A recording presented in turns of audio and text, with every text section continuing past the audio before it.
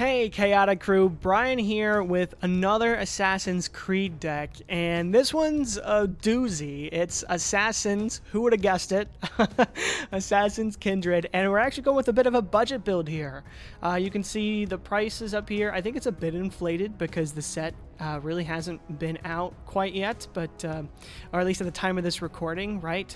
But really a fun deck here. We're using Altair as our commander, so it's a Mardu deck, and what he does is he's a 3/3 with first strike for 3 mana, already pretty decent, right? And whenever he attacks, you exile up to 1 assassin from your graveyard with the memory counter on it.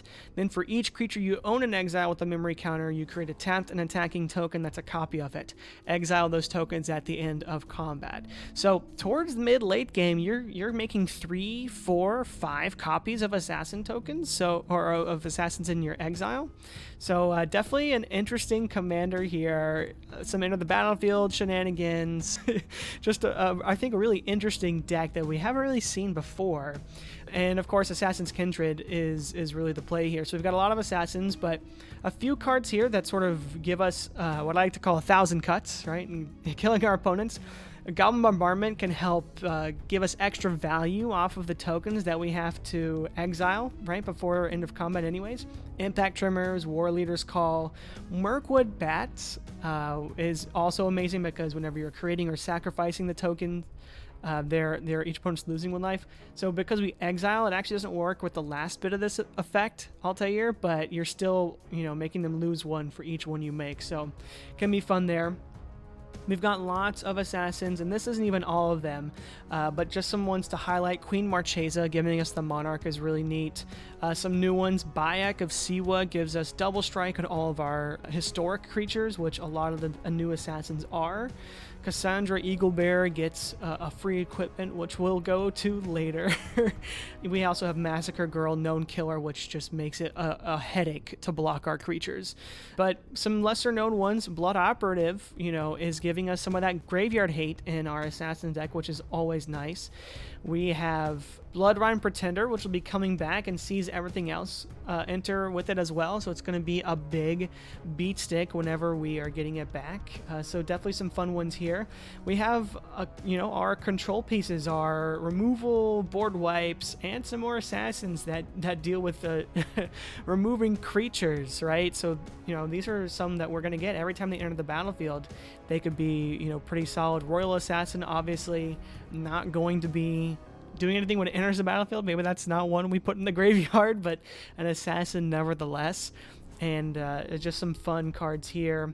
We also have Blasphemous Act and Winds of Abandon as the board wipes. But the main way we're getting these assassins into the graveyard is by discarding them. So we have a bit of a discard theme here with cards like Big Score, Brass's Tunnel Grinder, Demand Answers, Seize the Spoils, Unexpected Windfalls, discarding those cards, getting those treasures. Descendant's Fury, really good in this Kindred deck because we're going to have a lot of assassins deal combat damage to a player. And when that happens, we're revealing cards until we reveal another assassin, get it on the battlefield for free, and this is definitely a really good card in this deck. Only a few ramp pieces. They're there to help fix our mana. We don't need too much. A lot of our cards don't cost a lot of mana. The main issue is mainly making sure that we have the specific colored mana for our commander. Of course, in Mardu, that seems to be the biggest struggle, but that's what we need here, and these sort of can help get the job done, and Herald's Horn, of course, helps draw us cards as well.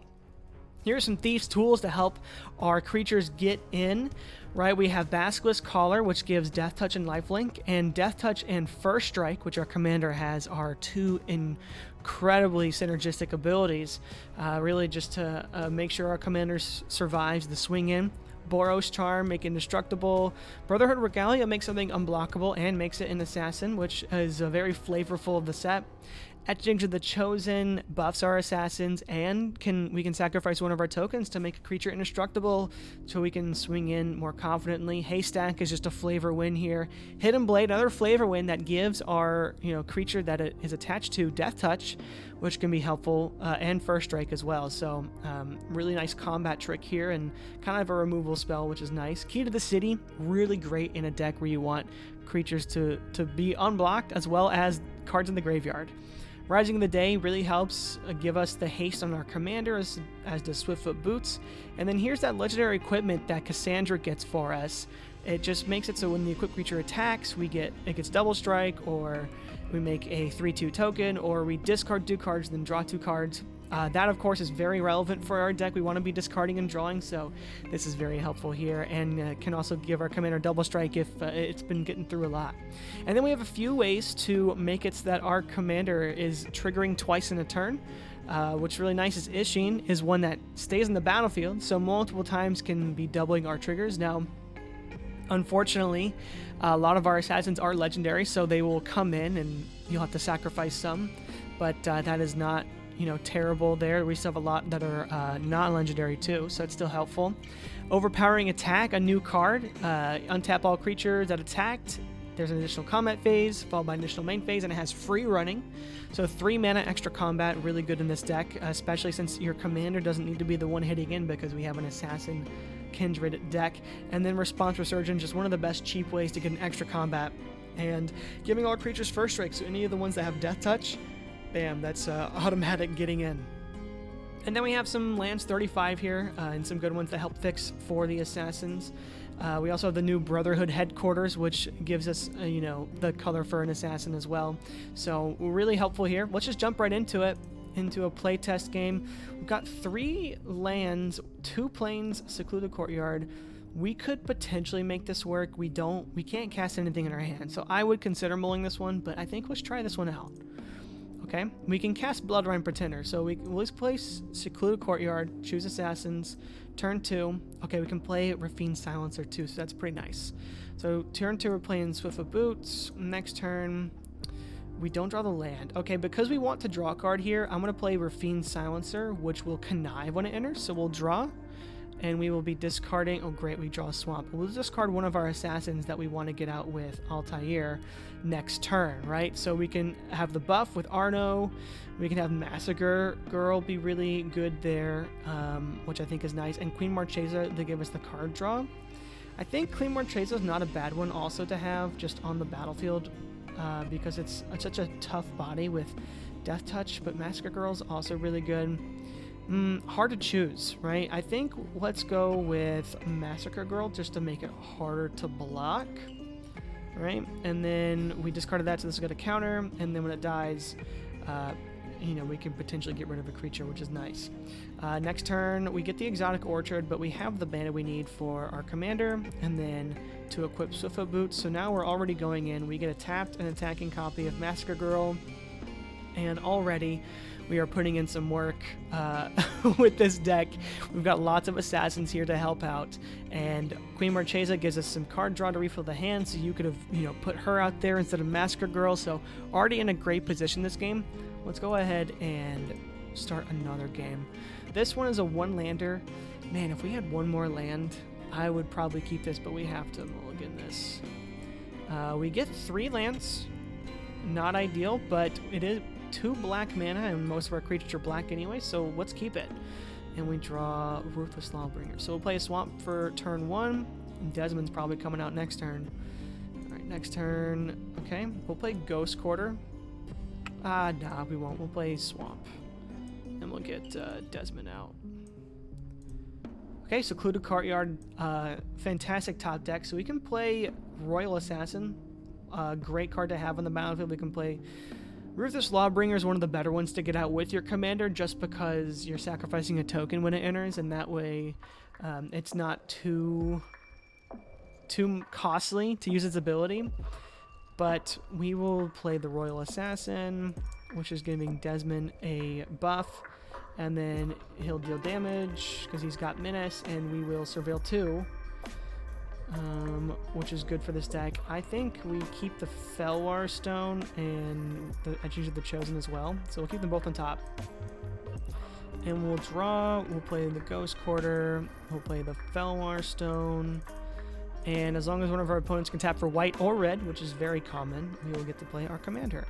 And then Royal Assassin is a great way of deterrent. Commander can't attack this turn, but we get Desmond Miles, who will probably hit in again, and we'll Surveil 3 this time. Put Thorn of the Black Rose in there, and 1, 2, 3, 4, 5 mana. We probably want the mana first, so I think we will. Actually, nah. We're gonna put the mana in the graveyard and put etchings on the top, so that next turn we'll draw the etchings. But we're in a great spot here. 5 mana to work with. If our commander dies for whatever reason, we can recast it.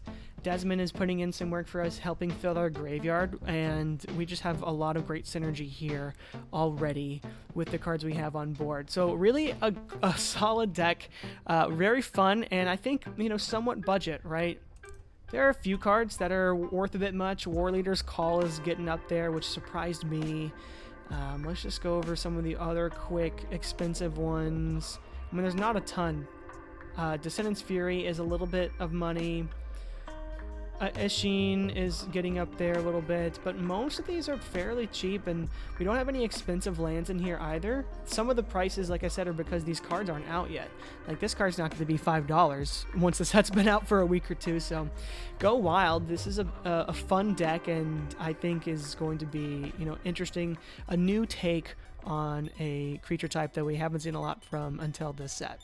If you like the deck tech, make sure to like and subscribe. It really helps the channel out. And mention in the comments what deck from Assassin's Creed you are excited to build around. Bloomburrow also around the corner, right? That's coming up. And if there's anything that you're excited about, let me know that too. I look at the comments and I'll reply to you and tell you what I'm thinking. And I'm definitely going to be brewing a lot of that set, so be ready for that when that comes up. But otherwise, you guys have a great week, and I'll see you next time. Bye.